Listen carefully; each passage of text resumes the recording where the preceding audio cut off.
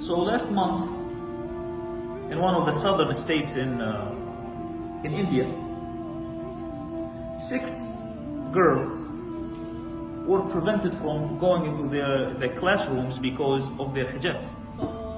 So they protested this decision from the administration of the school. The school responded that they can go to school, but it is not allowed for them to go into their classrooms with their hijabs. When we're talking about hijab, this is the head cover. I can totally understand if they prevent the niqab or the face cover. They can come up with some reasons. They can say, I don't know who's this. And we can understand that. We can negotiate that. Maybe we can tolerate that. But what is the head cover causing anyone anything? The surgeon puts a head cover. A chef puts a head cover. The soldiers, the military, they put head covers. Police officers, they're having head covers. Why is it okay for all of those ones, but when it comes for that, it has to be banned?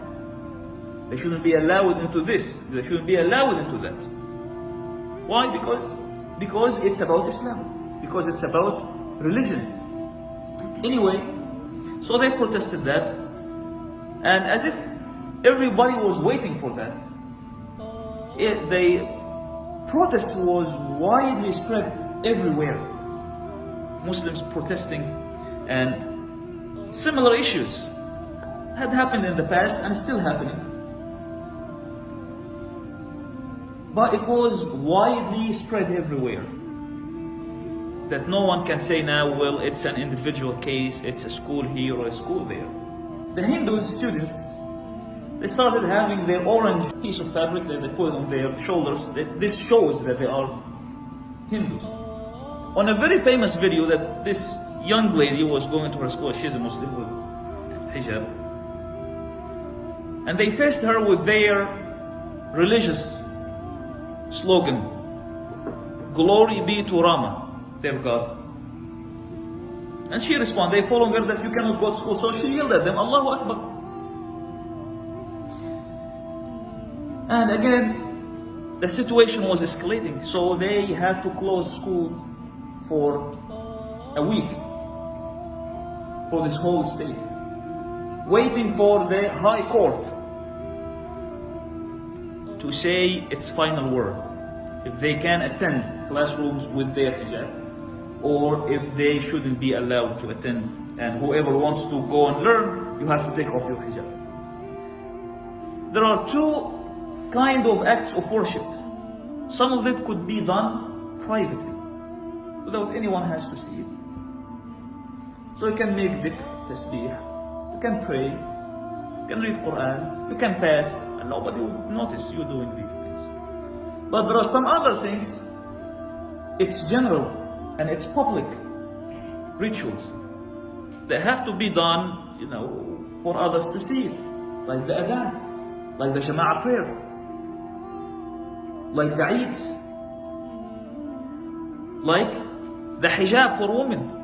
How would she do that? How would she hide her hijab from others?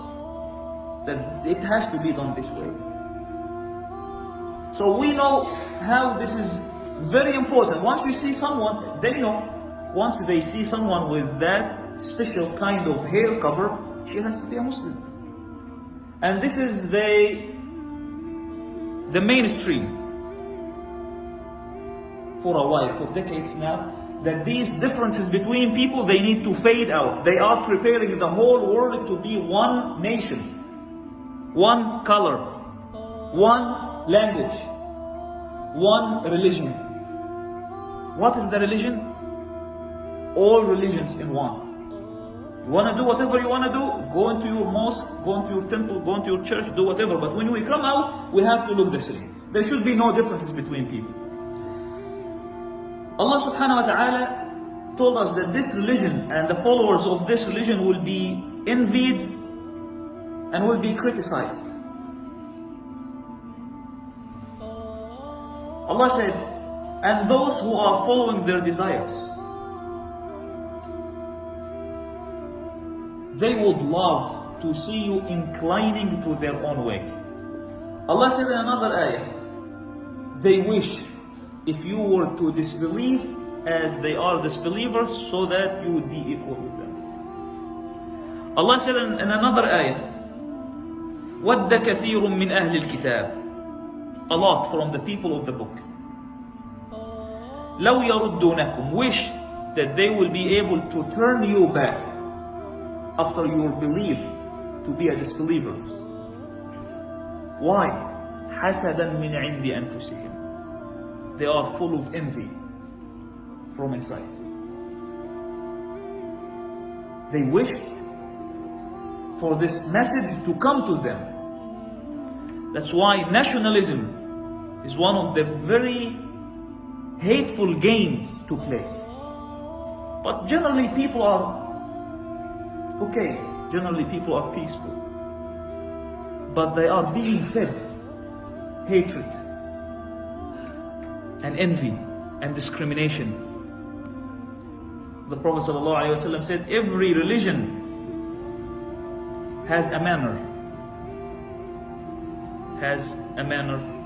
And the manner of this religion, the dominant manner of Islam, of this religion, it would be modesty and shyness.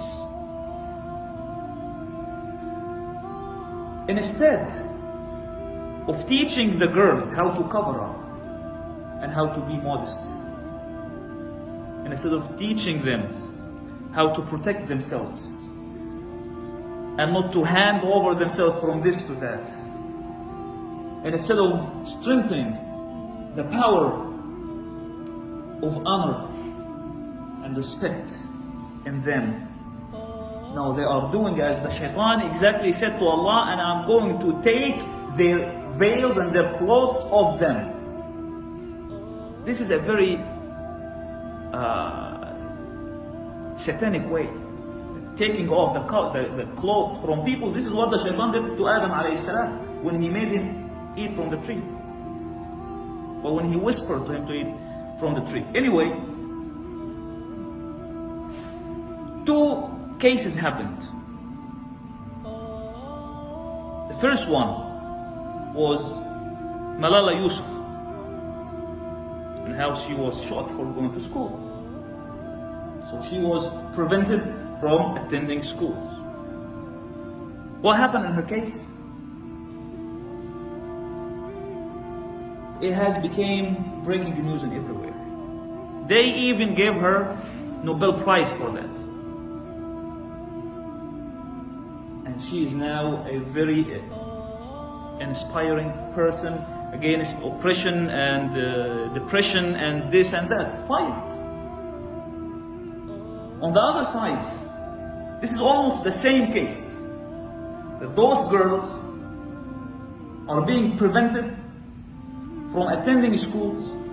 Over there, it wasn't the government doing that. Here, it's actually the government. It is a trend in the government, in the state itself, to prevent those girls from attending schools. Yet, what is the difference? Why this case was inflated and all the lights were spotted on there?